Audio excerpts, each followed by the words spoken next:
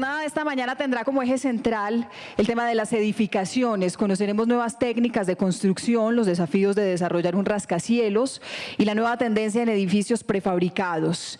Iniciamos con la conferencia Técnicas avanzadas en construcción de subestructuras y cimentaciones a cargo de Juan Fernando Uribe. Él nos va a hablar de la aplicación de concreto preesforzado en muros de contención.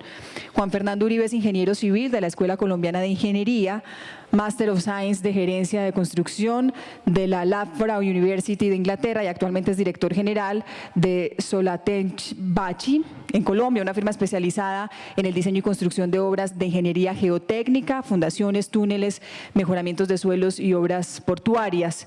Les recordamos a las personas presentes en el auditorio, a quienes nos siguen, que sus preguntas sobre las conferencias de este bloque de la mañana se hará en el foro de cierre, que además va a ser moderado por Harold Muñoz. Recibamos entonces, démosle la bienvenida a Juan Fernando Uribe con un fuerte aplauso. Muchas gracias. Buenos días a todos. Muchas gracias por esta oportunidad. La idea mía es hacer una pequeña presentación sobre algunas técnicas, aunque se llaman técnicas avanzadas de construcción de cimentaciones. Pues la verdad es que es una industria que ha avanzado, como toda la industria de construcción, relativamente lenta, de una forma relativamente lenta. Pero queremos mostrar un poco todo el espectro de posibilidades que existen en la solución de cimentaciones, que muchas veces se encamisa en 2 o 3, pero que es muy amplio y que permite, digamos, la utilización de las técnicas adecuadas dependiendo de las características geotécnicas de donde se va a construir el proyecto. Un poco los temas que vamos a ver hoy, pues vamos a hablar algunas técnicas en elementos prefabricados. Cuáles son las que hoy en día se están aplicando a nivel mundial, cuáles otras técnicas se están ejecutando desde el punto de vista de lo que llamamos obras de geotecnia, es decir, soluciones de cimentación como pilotes preexcavados, micropilotes, tiebacks, anclajes, cosas de este estilo. Y por último, técnicas relacionadas con el mejoramiento de las características portantes del suelo o técnicas de mejoramiento de suelo que involucran inclusión de materiales en el suelo para mejorar sus características geotécnicas. El último capítulo en el cual quiero tratar de enfatizar un poco es el tema de los controles de calidad en estos elementos. ¿Por qué? Normalmente en la construcción de soluciones de cimentación, lo que construimos, a diferencia de una superestructura, nunca lo vemos o no lo podemos ver después de construido. Y entonces es por eso fundamental que un propietario, un cliente, una inspección o una empresa que está haciendo la construcción de los trabajos tenga mecanismos de control de calidad que le permitan garantizar 100% que se está construyendo adecuadamente, sin la necesidad de que posteriormente se vaya a ver cómo quedó el concreto, cómo quedó la fundación, y estar completamente tranquilos de que la calidad es la adecuada. Entonces voy a mencionar algunos de los aspectos que nos permiten hoy en día, de las metodologías que nos permiten hacer los controles de calidad en los proyectos de cimentaciones. Bueno, en el tema de prefabricados, iniciamos con cuáles son los posibles elementos prefabricados que podemos utilizar en la construcción de cimentaciones. Podemos encontrar pilotes hincados de hormigón, pantallas prefabricadas hincadas, pantallas prefabricadas secantes, tablestacas de hormigón. A pesar de que hay tablestacas metálicas, digamos, aquí me voy a enfocar en contención en la nueva técnica de tablestacas de hormigón, y esta sí me refiero nueva porque es relativamente reciente en el mercado. Y un sistema, lo que pueden ser sistemas integrados de cimentación para proyectos de particularmente de cargas relativamente bajas, como pueden ser proyectos de vivienda de interés social, de vivienda social o edificios de poca altura. En los proyectos de geotecnia, digamos, o en las soluciones de geotecnia, vamos a hablar de pilotes preexcavados tipo Kelly o tipo CFA o hélice continua. Vamos a hablar también, a ver un poco en qué consiste la ejecución de micropilotes, cuáles son sus campos de aplicación y cuáles no. Pantallas preexcavadas de hormigón, tablestacas metálicas, aunque no entraré muy a fondo en este tema, los anclajes o tiebacks y por último las inyecciones de consolidación en los suelos. Y en el capítulo mejoramiento de suelos hablaremos de lo que son columnas de grava, drenes verticales o weak drains, precargas convencionales o consolidación por vacío del suelo, vibroflotación, vibrocompactación, compactación dinámica, inclusiones rígidas, jet grouting, soil mixing y congelación de suelos. Bueno, empecemos por el tema de prefabricados de hormigón. La técnica, digamos, es una técnica nada nueva. De hecho, tal vez es de las primeras técnicas de cimentación que se desarrollaron y consiste en hincar un pilote en el suelo, un pilote que puede ser reforzado simplemente o puede ser pretensado. Las últimas tecnologías apuntan a que los pilotes deberían ser pretensados fundamentalmente. Y estos pilotes se pueden hincar utilizando martillos de impacto.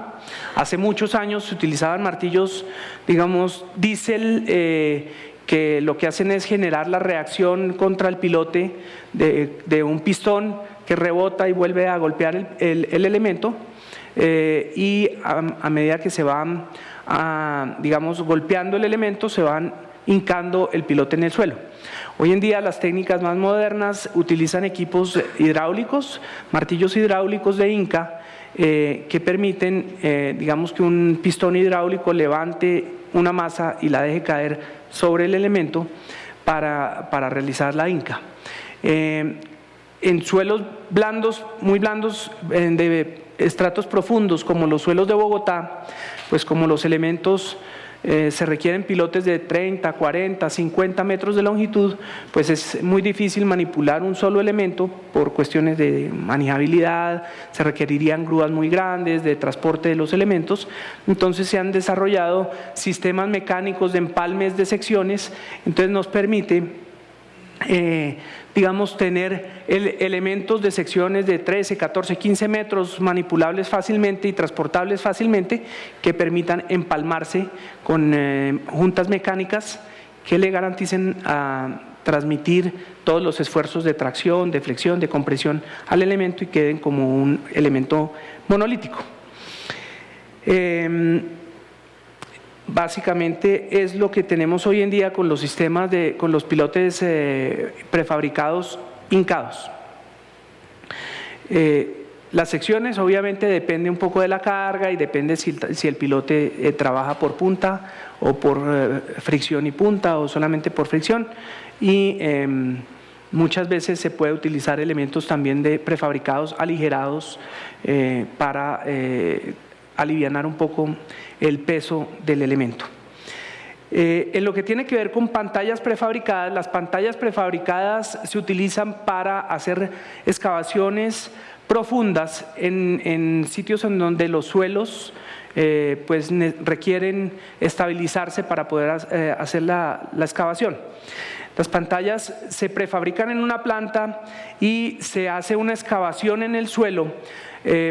Normalmente una excavación depende del espesor de la pantalla, pero puede ser del orden de 40 a 50 centímetros de espesor, manteniendo el hueco, digamos, para que no se cierre el suelo.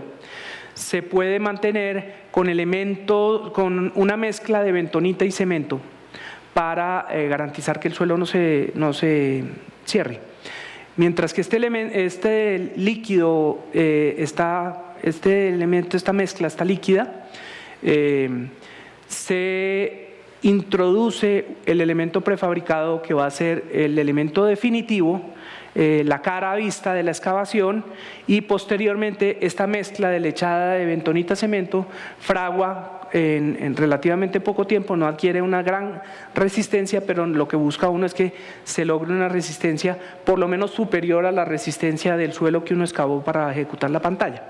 Y en esas condiciones, una vez que uno ha hecho la excavación, pues aquí vemos un paso a desnivel. En este ejemplo, por ejemplo, este ejemplo en particular es un paso a desnivel en la ciudad de Cali. Cuando ya se hace la excavación, se ve, digamos, el elemento prefabricado como cara de revestimiento de la pantalla. Allí uno busca que el empalme entre un módulo prefabricado y el otro se logre mantener impermeable o estanco con una junta de water stop, una junta que se infla posteriormente con inyección de lechada de cemento para garantizar que el agua del nivel del suelo no entre a la excavación. Una siguiente posibilidad también es el empleo de pantallas prefabricadas secantes. Básicamente lo que se utiliza es el mismo equipo hidráulico de hinca de pilotes, pero hincando elementos largos de pantalla, módulos de 1 metro de largo por la altura del elemento que se requiere, y que se van hincando uno al lado del otro para conformar un muro. Estos elementos en el fondo normalmente tienen un chaflán que le permite a uno que cuando uno está realizando la hinca, el módulo esté siempre recostándose contra el que ya ha sido hincado, para garantizar que quedan cerrados y que no quedan aperturas entre un módulo prefabricado y el otro módulo prefabricado. Pero básicamente pues es un muro continuo conformado por elementos prefabricados hincados. La foto que se ve aquí es esta técnica se utilizó durante la emergencia invernal en el año 2011 para evitar una segunda inundación de la Universidad de La Sabana.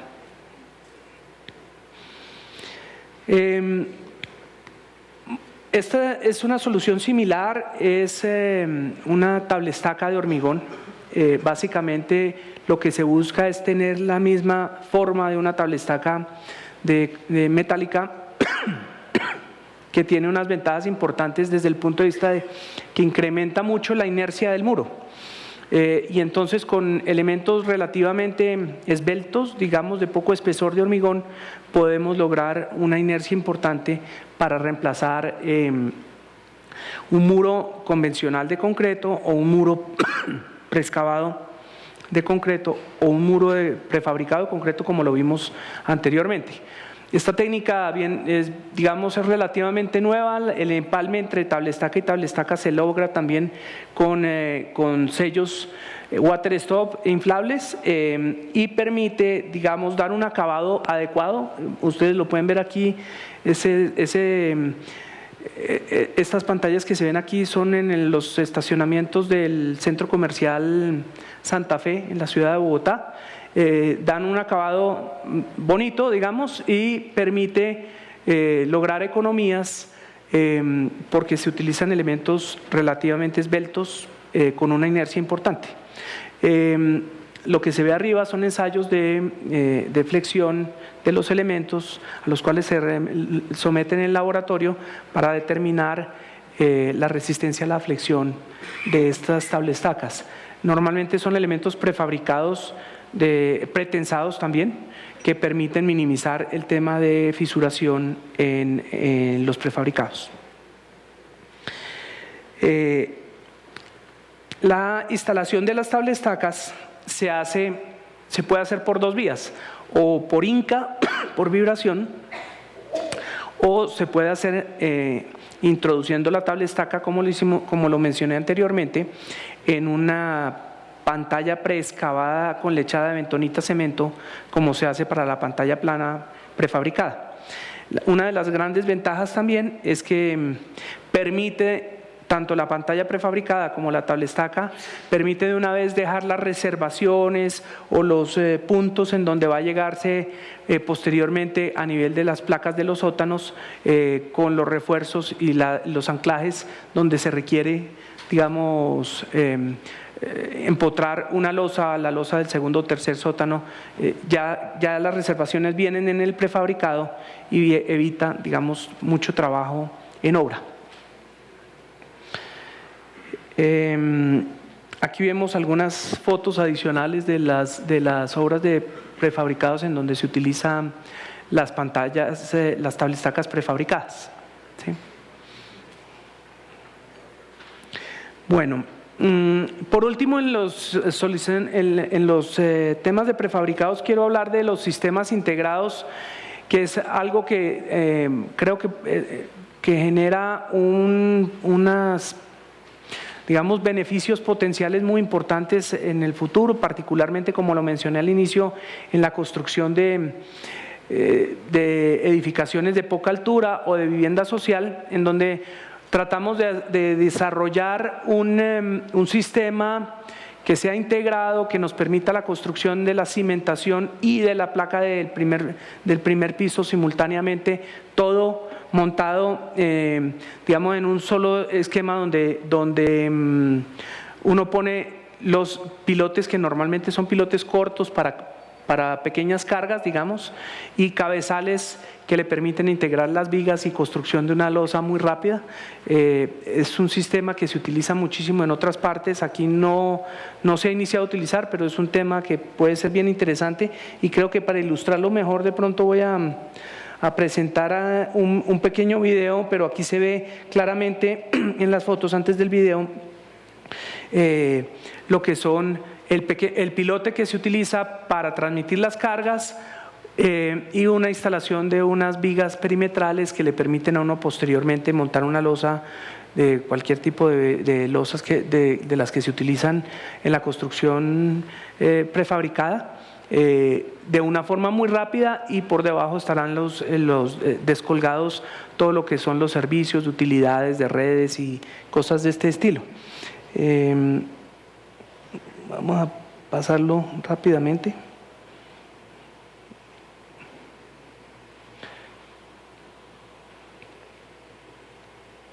En esta técnica vemos que es muy fácil, digamos, la ubicación de los elementos en los cabezales, los pilotes y los cabezales, todo es prefabricado y permite velocidades importantísimas de construcción en obras digamos, de poca carga.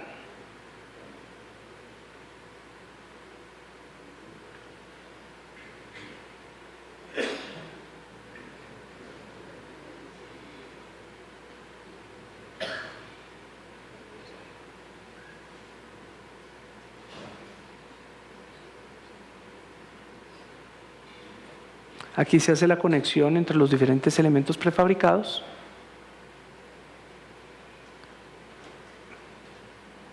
Y está la losa lista para la instalación de las placas. Perdón. Ya. Es una técnica que yo creo que para proyectos en donde se requiere velocidad importante de construcción es fundamental. Con esta técnica se realiza un porcentaje muy importante, por ejemplo, de la construcción de vivienda en Inglaterra, de vivienda típica inglesa, por ejemplo, de 2-3 niveles, o edificios de 4 pisos, cosas de este estilo. Le permite a uno agilidad en la construcción. En el tema de geotecnia, pues rápidamente voy a hablar de lo que son los pilotes preexcavados. La mayoría de ustedes lo deben conocer. Es un equipo que permite ir, digamos, como un sacabocado, retirando elementos para construir un pilote tubular circular de 30, 40, 50, hasta 100 metros, hasta, digamos, 90 metros de profundidad, en diámetros que pueden ir desde desde 40 centímetros hasta 2,5 metros de profundidad. Los equipos más importantes alcanzan a llegar hasta 3 metros de profundidad. Yo excavo y mantengo digamos el hueco también utilizando un fluido para que no se cierre. Este fluido puede ser polímero o puede ser bentonita, dependiendo de las características del suelo. Y posteriormente, cuando tengo el elemento completamente excavado, coloco la armadura y coloco una tubería TREMI hasta el fondo del pilote para hormigonar de abajo hacia arriba, garantizando que el concreto, en la medida que va subiendo, va desplazándome todo el lodo bentonítico o el polímero que he utilizado para mantener la excavación, digamos, sin que derrumbe. Es importantísimo llevar los registros de control de cómo es la calidad del hormigón, porque si no dejo la tubería TREMI, por ejemplo, embebida en el concreto, una cierta longitud, puedo correr el riesgo de levantarla muy rápido y entonces se me contamina el concreto con bentonita o con el polímero, se comienza a contaminar y la calidad del producto pues no es la que estamos buscando. O pueden generarse cortes en el pilote, pueden generarse, digamos, juntas frías si el hormigonado no es continuo o si no es rápido. Por eso es bien importante estar muy atentos a los controles de calidad que se realizan en la ejecución de los pilotes preexcavados. En los pilotes tipo hélice continua o CFA, por sus siglas en inglés, básicamente es un auger donde yo voy introduciéndolo en el suelo. La profundidad de estos elementos puede llegar a unos, vamos a decirlo, más normales de unos 25 metros de profundidad, depende también de las características del equipo. Y una vez que he excavado el elemento y tengo completamente el auger introducido en el suelo, el auger es hueco y tiene por dentro un tubo. A través de ese tubo comienzo a bombear el concreto y voy sacando el auger en la medida que voy introduciendo el concreto desde el fondo hacia arriba. Una vez que termino de retirar el auger, dejé un elemento con el concreto fluido y en ese momento posterior a que ya está el elemento y el concreto adentro del elemento, vengo y coloco la armadura. Esa armadura evidentemente tiene que tener ciertas características de diseño y el concreto también tiene que tener ciertas características de diseño, porque si no lo hago bien, tengo riesgos de que o la armadura no me entre, digamos si el concreto fragua muy rápidamente, o si la armadura comienza, si no es lo suficientemente rígida, digamos, puede comenzar a moverse dentro del elemento y no quedar bien posicionada. Entonces, también es bien importante que los controles que se hagan de calidad durante la construcción sean digamos, muy estrictos. En ese sentido, digamos, la ingeniería de construcción de equipos sí ha mejorado mucho.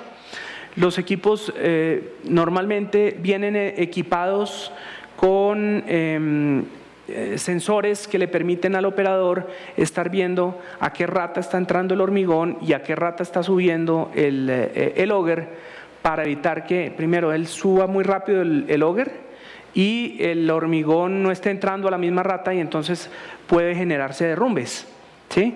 Y quedar contaminado el elemento. O si el operador no está sacando muy rápido el auger y hay mucho bombeo de concreto, pues genero bolsas de hormigón en el suelo y estoy generando un pilote que no es de las características del que estoy buscando. Esas técnicas, digamos, ya todas están implementadas, no siempre se utilizan en las obras, pero yo creo que para nuestros clientes, para nuestros diseñadores, es fundamental que se exija que los controles de calidad durante la construcción se den para que estemos tranquilos de que la calidad del elemento sí es lo que estamos buscando.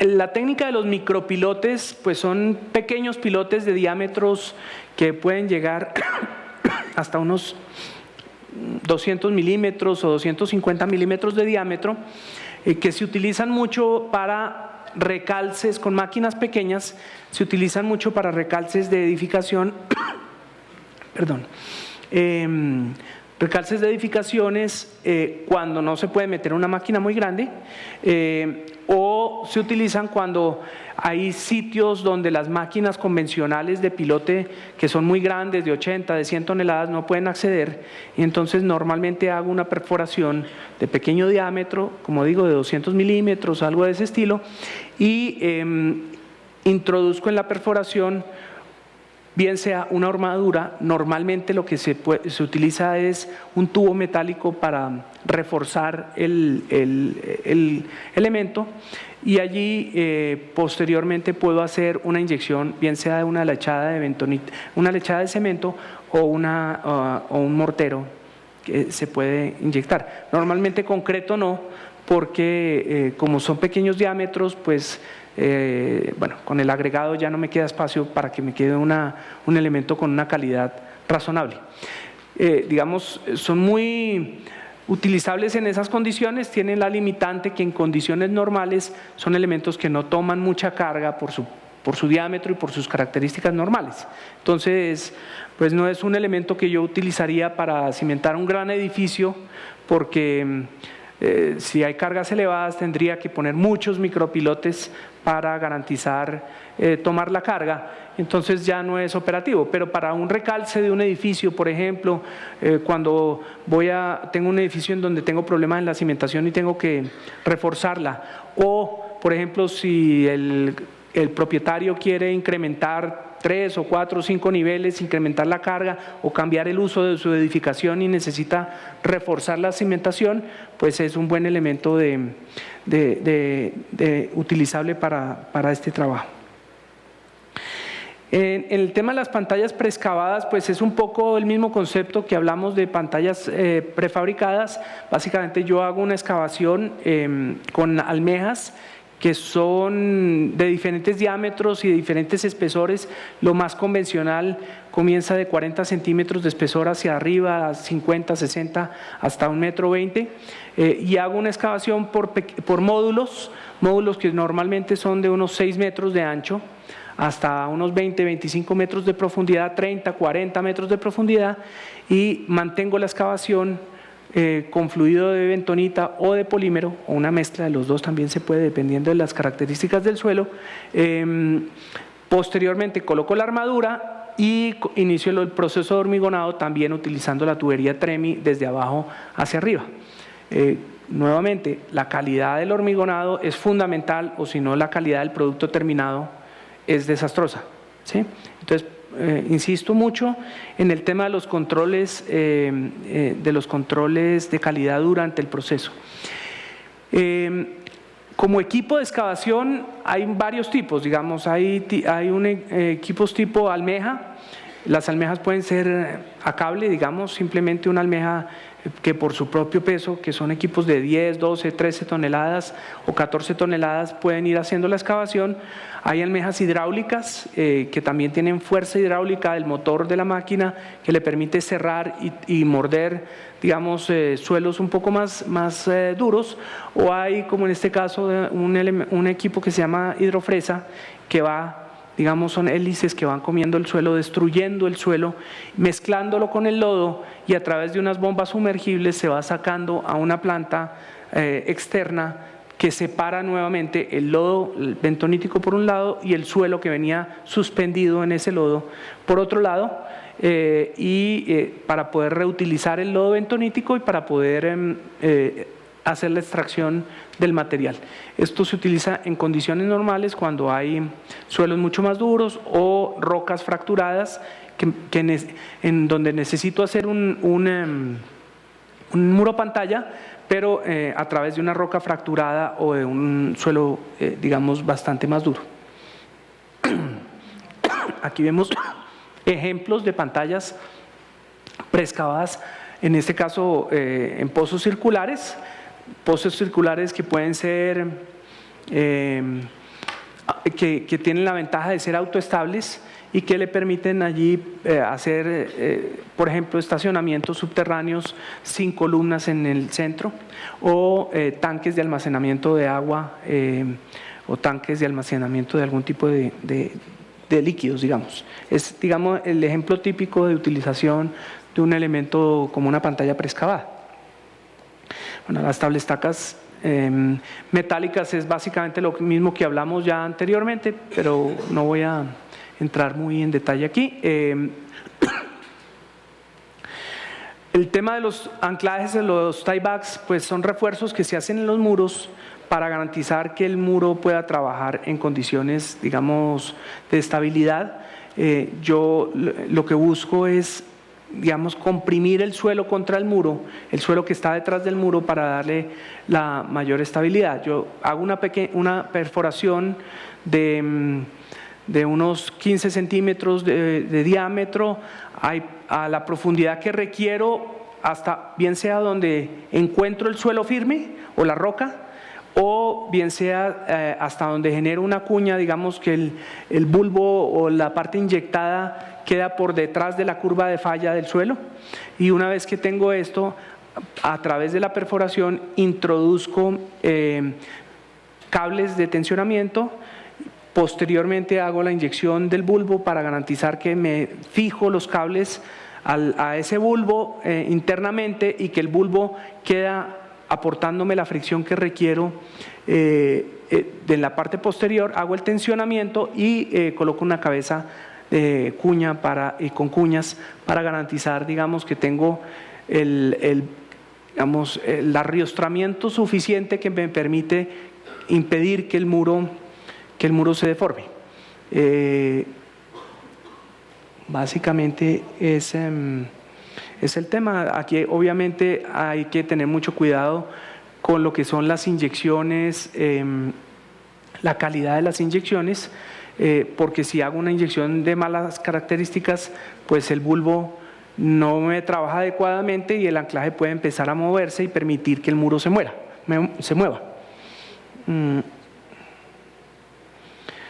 Por último, el tema de las inyecciones. Inyecciones normalmente son de cemento convencional o de microcemento, que permiten llenar espacios vacíos cuando el suelo tiene espacios vacíos, o permiten mezclarse a veces con el suelo, si es un suelo granular, un suelo aluvial o un suelo arenoso.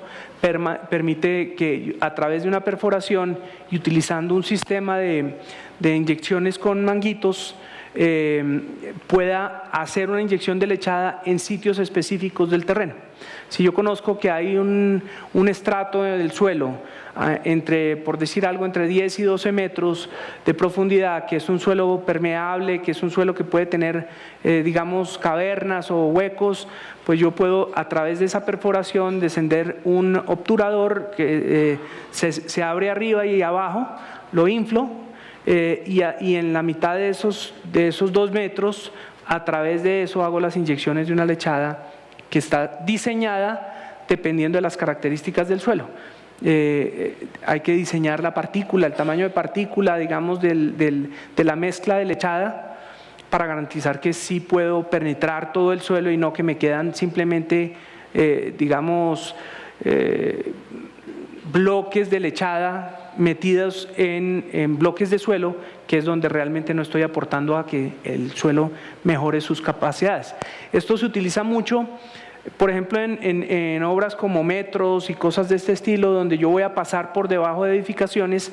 También puedo utilizar las inyecciones como inyecciones de compensación para garantizar que si la estructura que está arriba se me comienza a sentar, pues yo pueda determinar en dónde tengo que inyectar un poco de lechada de cemento para evitar los asentamientos en edificaciones.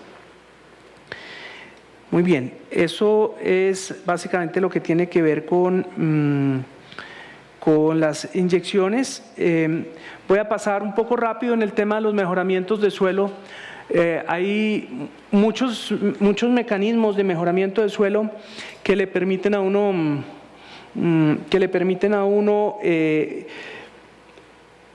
utilizarlo dependiendo de las características del suelo. Pueden ser vibroflotación, columnas de grava, compactación dinámica, compactación por explosivos. Lo que yo pretendo es que si tengo un suelo de características pobres, yo pueda generar algún tipo de, digamos, de sismo en el suelo que me permita reacomodar las partículas para lograr un suelo de mejores características. Esa es una posibilidad, lo que tiene que ver con mejoramiento de suelos. Ahí están las 4 primeras soluciones. También otra posibilidad es simplemente mezclar la lechada con el suelo mismo y que esté generando entre comillas, un concreto, pero conformado por el suelo natural como agregado y la lechada de cemento como aglutinante. Y entonces, a través de esto puedo hacer elementos importantes de 2 metros de diámetro o muros que permiten generar la transmisión de las cargas. Rápidamente paso estas técnicas de mejoramiento y voy específicamente a, bueno, tal vez aquí voy a saltar porque creo que el tiempo no me va a dar. Al de esta misma técnica también de compactación dinámica, lo que hace es lo mismo, es coger el suelo a golpes básicamente para que las partículas se reacomoden y yo pueda posteriormente generar un suelo de mejores características. El tema de inclusiones rígidas son elementos que voy metiendo en el suelo, que normalmente no tienen refuerzo y que cuando lo calculo como un suelo blando con elementos rígidos intercalados en el suelo, pues al final me permite tener un suelo de mejores características en donde yo puedo apoyar una estructura que normalmente son estructuras como tanques o como tanques de almacenamiento de crudo o como bodegas o cosas como este estilo, en donde yo lo que busco no es transmitir la carga directamente a un elemento, sino mejorar las características portantes del suelo. La técnica del jet grouting, que es lo que venía mencionando, es una técnica de perforación donde yo después vengo inyectando con muy alta presión, una bomba de muy alta presión, una lechada, y esa inyección se hace a través de un chorro que va rotando y va mezclando el suelo con esa lechada, formándome una columna de 2 o de 3 metros de diámetro, dependiendo también de la presión y de las características del suelo, pero efectivamente es como si fuera un concreto en el que utilizo las características o el suelo mismo, el suelo natural, como agregado de la lechada. En las técnicas de soil mixing, también lo mencionaba, voy generando muros donde voy mezclando el suelo con la lechada de cemento para generar o bien sea fundaciones o elementos que estabilicen un talud o posiblemente si tengo un suelo contaminado que quiero aislar para que no me contamine acuíferos o el resto del suelo, pues puedo utilizarlo como confinamiento. Se mezcla con elementos como este,